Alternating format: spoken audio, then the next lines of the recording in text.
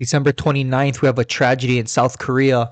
This aircraft went down and firefighters are going to get on scene. We have a confirmed alert 3. We're going to try use our turrets to put this fire out as quickly as possible.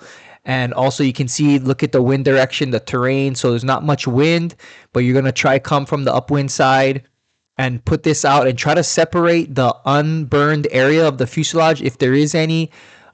Separate that from the fire and try to separate anybody evacuating from the fire.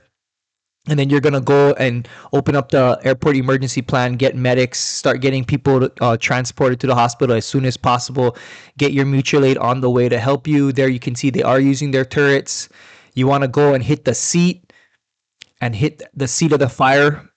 Use your foam and get a knockdown as quick as possible.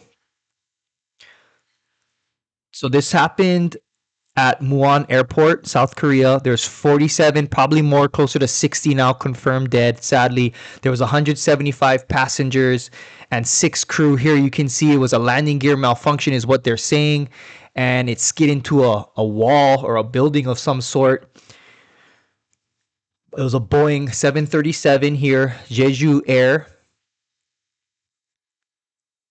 And again, this just happened.